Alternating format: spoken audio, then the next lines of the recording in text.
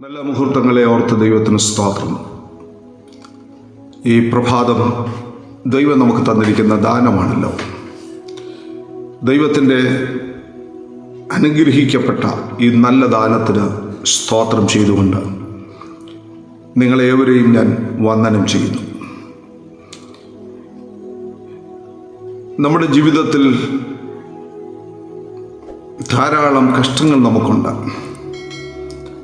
ഒരുവൻ ക്രിസ്ത്യാനിയായി ജീവിപ്പാൻ ആഗ്രഹിക്കുന്നു എങ്കിൽ, അഥവാ പൗലോസിൻ്റെ ഭാഷയിൽ ക്രിസ്തുയേശുവിൽ ഭക്തിയോടെ ജീവിക്കുവാൻ ആഗ്രഹിക്കുന്നവർക്കെല്ലാം വളരെ ഉപദ്രവമുണ്ട്. പത്രോസിൻ്റെ ഭാഷയിൽ ക്രിസ്ത്യാനിയായി കഷ്ടം സഹിക്കേണ്ടി വന്നാലോ, ക്രിസ്തീയ ജീവിതം കഷ്ടതയുടെ വേദനയുടെയും കൂടെ മാർഗമാണ്. എന്നാൽ ഏതു വലിയ കഷ്ടതയുടെ നടുവിലും ആ കഷ്ടങ്ങൾ സഹിപ്പാൻ നമ്മെ പ്രാപ്തരും കരുത്തരുമാക്കി തീർക്കുന്നത് ഇതിനപ്പുറത്തുള്ള നമ്മുടെ ഭാവിയെക്കുറിച്ചുള്ള നമ്മുടെ കാഴ്ചപ്പാടാണ്. അപ്പോസ്തലനായ പൗലോസ് റോമർക്ക് എഴുതിയ ലേഖനം അതിലെ 8-ാം അധ്യായം 18-ാം വാക്യത്തിൽ ഇങ്ങനെ വായിക്കുന്നു: നമ്മിൽ വെളിപ്പെടുവാനുള്ള തേജസ് വിചാരിച്ചാൽ ഈ കാലത്തിലെ കഷ്ടങ്ങൾ സാരമില്ല എന്ന് എണ്ണുന്നു. ഈ കാലം കഷ്ടങ്ങൾ ഉള്ളതാണ്, വേദനകൾ ഉള്ളതാണ്. എന്നാൽ ഈ കാലം തീരും, ഈ കാലം അവസാനിക്കും. ഇതിനപ്പുറത്തൊരു കാലമുണ്ട്.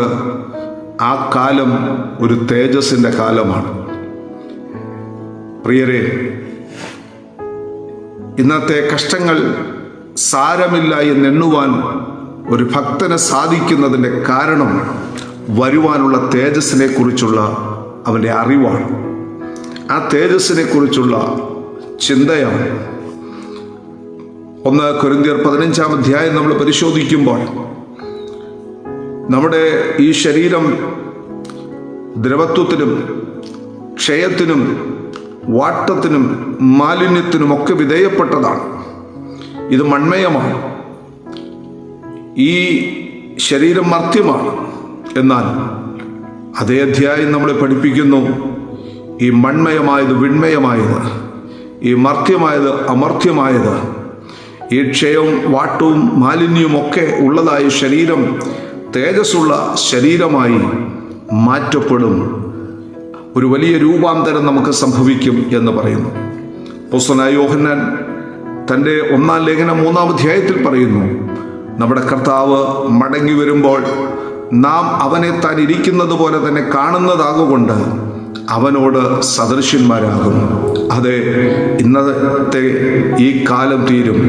കഷ്ടതയുടെ, വേദനയുടെ, നിന്ദയുടെ, അപമാനത്തിൻ്റെ, ഉപദ്രവങ്ങളുടെ ദിനങ്ങൾ പോയി മറയും.